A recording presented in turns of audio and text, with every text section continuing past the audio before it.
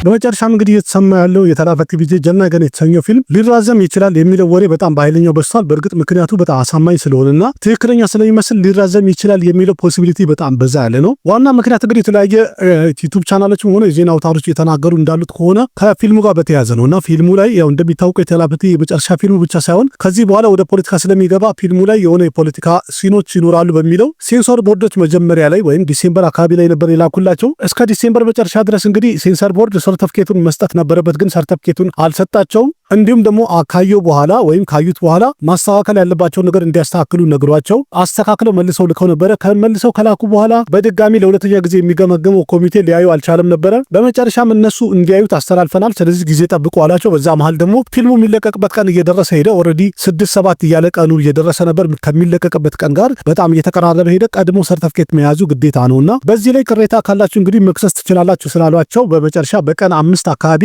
ክስ አቅርበው ነበረ። ጉዳዩን ለማስረዳት እንግዲህ ከሳውዝ ዲስትሪክት ተነስተው ወደ ሙምባይ መምጣት ነበረባቸው። ፊልም ሜከሮቹ ወደ ሙምባይ መጥተውም ከተከራከሩና ወይም ጉዳዩ እንዲታይላቸው ካደረጉ በኋላ በፍርድ ቤት ማለት ነው በድጋሚ የሚገመገመው ኮሚቴ ሊያየው እንደሆነ እየተነገረ ነበር ከትላንት ድረስ ማለት ነው። ያው ይሄ ዜና ከተሰማ በኋላ እንግዲህ በአድናቂዎችም ሆነ በተለያዩ ዩቲዩብም ሆነ በዜና አውታሮች እየተነገረ ያለው ጀነገን የተሰኘው ፊልም ይለቀቅበት ቀን ሊራዘም ይችላል ተብሏል። ግን ቀደም ተብሎ ደግሞ አድቫንስ ቡኪንግ ተጀምሮ ነበር። በዛ ላይ ፕሪሚየም ሾው የመጀመሪያ ቀን ምርቃት ላይም አንድ ቀን ቀደም ብሎ ማታ ላይ የሚደረገውን እንደሚዘጋጅ ይታወቃል። ለሱ ማዘጋጅተው እንግዲህ በጣም ብዙ ነገር እየተጣጣሩ ነበረ። በአድቫንስ ቡኪንግ የሸጠውን ትኬት ብናይ በአጠቃላይ ኦቨርሲስም በህንድም እስከ 33 ከሮርና ከዛ በላይ ሰብስቦ ነበረ። ፊልሙ ሃይፑ በጣም ከፍተኛ ነበር ተብሏል። ይህ ማለት ደግሞ በጣም ከፍተኛ ነው። ምክንያቱም የመጀመሪያ ቀን ላይ ደግሞ ሰው መጥቶ የሚቆርጠው የሚታይበት አለ። ያ ሲደመር እንግዲህ የመጀመሪያ ቀን ላይ ፊልሙ ከፍተኛ ገንዘብ ሊሰበስብ እንደሚችል በደንብ የተረጋገጠ ሂደት ላይ ነበረ። ኤግዚቢተሮችም ሆነ የሲኒማ ቤት ባለቤቶች በእርግጠኝነት ፊልሙን በቀን 9 እንደሚለቀቅ አናውንስ ያደረጉበትና ትኬት ይሸጡ ያሉበት ሁኔታ ነበረ። ግን አሁን ላይ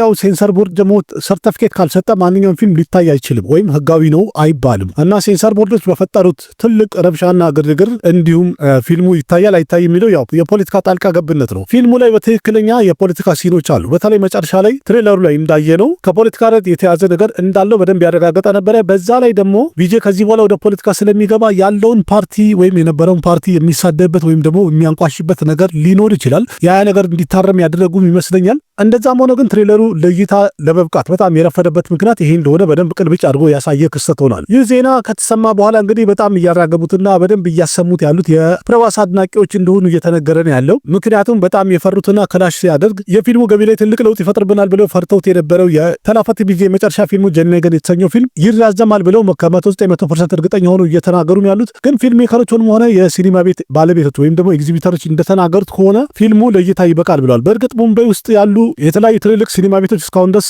እንደሚታይ በእርግጠኝነት አልተናገሩም። በሳውዝም ቢሆን ግን አንዳንድ ቦታዎች ላይ ይታያል እያሉ ነው፣ አንዳንድ ቦታ ደግሞ አይታይም እያሉ ነው እና ነገሩ ትንሽ ግራ የሚያጋባና ውስብስብ አድርጎታል። በሌላ በኩል ደግሞ የራጃ ሳብን ስናይ ዛሬ ማታ ላይ ፕሪሚየም ሾው ይኖረዋል ተብሎ ነበር። በዚህ ጉዳይ ላይም ህግ ገብቶበታል እና ዋና ምክንያት የተባሉ ደግሞ የቲኬት ዋጋ በጣም ከፍተኛ ከመሆኑ የተነሳ ይህ ነገር መታረም ከሌለበት ፊልሙ አይታይም ወይም ፕሪሚየም ሾው አይኖርም፣ የመጀመሪያ ቀን ላይ ታሳያላችሁ የተባሉ እየተከለከሉ እንዳለ እየተነገረ ነው ያለው። ይህም እንግዲህ የመጀመሪያ ቀን ገቢ ላይ ከፍተኛ እንዳይሆን ትልቅ ተጽዕኖ ይፈጥራል ተብሎ የሚፈራ ክስተት ሆኗል። ከተላፈት ቪጄ ከቪጄ ፊልም አኳያ ስናየው የዘራጃ ሳብ በጣም ቀለል ያለ ችግር ሊያጋጠመው የቪጄ ግን ትንሽ ከበድ ያለ ይመስላል።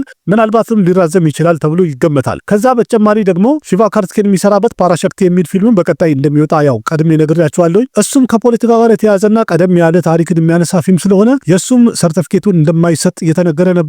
በመጨረሻ ግን ሰርተፍኬት እንዲሰጠው አናውንስ ተደርጓል ወይም ተገምግሟል። ሁለተኛ ዙር የሚገመገመው ኮሚቴ ያንን ፊልም እንደገመገመውና ሰርተፍኬት እንዲሰጠው የወሰነበት ሁኔታ እንዳለ እየተነገረ ነው ያለው። ያን ፊልም እንግዲህ የሚወጣበት ቀን እየቀረበ ነው ያለው። እስካሁን ትሬለሩ ለእይታ ያልበቃበት ዋና ምክንያት ትሬለሩም ራሱ የተከለከለውን ሲን እንዳያሳዩ በሚል ገና ግምገማ ይጠብቀዋል ማለት ነው። በአጠቃላይ እንግዲህ የተለያዩ ፊልሞች በሴንሰር ቦርድ ምክንያት በጣም እንደተንጠለጠሉና የተለያዩ ችግር እያጋጠማቸው እንዳለ እየተነገረ ነው ያለው። ወይም ደግሞ አሁን ላይ ጃንዋሪ ላይ ይወጣሉ ተብሎ በጣም የሚጠበቁትና አሪፍ ፊልም ይሆናሉ ወይም አሪፍ ገቢ ያስገባሉ ተብሎ የሚጠበቁ ፊልሞች እንዳለ ትልቅ ችግር እያጋጠማቸው ነው ያለው። በተለይ የሳውዝ ፊልሞች እና የተላፈት ቪጄ እንግዲህ በታሚል አካባቢ ላይ ጥሩ ቲኬት ሸጦ ነበረ። አሪፍ ገንዘብ ይሰበስባል ተብሎ የሚጠበቅ ፊልም ነበር። በሰሜኑም ቢሆን ትልልቅ ሲኒማ ቤቶች ወይም ደግሞ መልቲፕሌክስ የሚባሉት አድቫንስ ቡኪንግ በጣም አሪፍ እንደሸጡ የተነገሩ ነው ያሉት። እንዲሁም ኦቨርሲስ ላይ ኖርዝ አሜሪካ ደግሞ በሚሊዮን የሚቆጠር ቲኬቶችን እንደሸጡና አሪፍ ገንዘብ ለመሰብሰብ ዝግጅታቸውን ጨርሰው እንደነበረ እየተናገሩ ነው ያሉት። እንደዛም ሆኖ ግን ጉዳዩ የፖለቲካ ስለሆነ ሴንሰር ቦርድ ክሊን ቼክ ካልሰጣቸው ወይም ደግሞ ንጹህ ነው ብሎ ሰርተፍኬቱን ካልሰጣቸው ማንኛውም ፊልም ህጋዊ ሆኖ ለሲኒማ እይታ መብቃት አይችልም። በየትኛውም ዓለም ማለት ነው። ስለዚህ በቀጣይ ከተላፐቲ ቪጄ ጋርም ሆነ ከራጃ ሳብ ጋር የሚወጡ አብዴቶች ካሉ የመጣው እንደዚህ አሳውቃቸዋለሁ። ዛሬ ላይ በጣም በኃይለኛው መነጋገር የሆነው እንግዲህ በሶስቱ ፊልሞች የተነሳ ነው። በእርግጥ ፓራሸክቲ እንኳን ክሊን ቼክ እያገኘ ያለበት ሁኔታ እንዳለ እየተነገረ ነው ያለው። ዘራጃ ሳብም እንኳን ቀለል ያለ ነው። ግን የተላፐቲ ቪጄ ጀልና ገን የተሰኘው ፊልም እርግጠኛ ነኝ ቀኑ እንዲራዘም የሚያስገድዱ ይመስለኛል። እንደዛ ከሆነ ደግሞ ፊልሙ ያው ልክ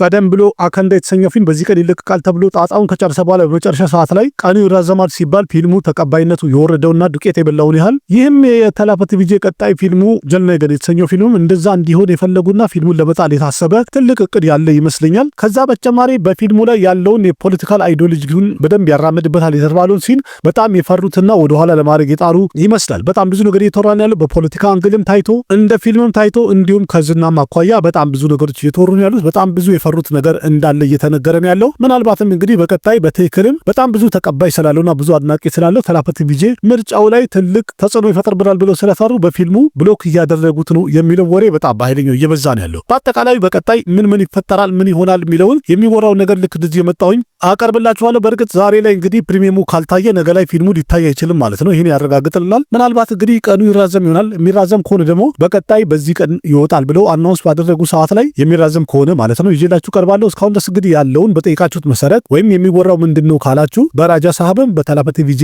ጀልና ገን በተሰኘው ፊልም ላይም እንዲሁም ፓራሸክቲ በተሰኘው በሺባ አካርስኪን ቀጣይ ፊልም ዙሪያም እየተነሱ ያሉ ነገሮች እነዚህ ናቸው። ከሴንሰር ቦርድ ጋርና ከትኬት ጭማሪ ጋር በተያያዘ ብዙ ነገር ውዝግብ ተነስቷል። ወደፊት እንግዲህ ነገሮች ቀለል ብለውና በአስተማማኝ ሁኔታ የሚሄዱ ይመስለኛል። እንኳን ተስፋ ማድረገው እሱ ነው። ለማንኛውም ቪዲዮ ከተመቻችሁ ላይክ አድርጉ፣ ያላችሁን ሀሳብ አስተያየት በኮሜንት ገለጹ፣ ለጓደኞቻችሁ ሼር አድርጉ። አቅራቢያችሁ ቃሲም መካ ነበርኩኝ። ከአንድ ሲኒማ ጋር የተያዘ ማንኛውም መረጃ ካለ ልክ እንደዚህ ብቅ ያልኩ እየመጣሁ አሳውቃችኋለሁ። በሌላ ቪዲዮ በድጋሚ እስከምንገናኝ ደህና ሁኑ። ባባይ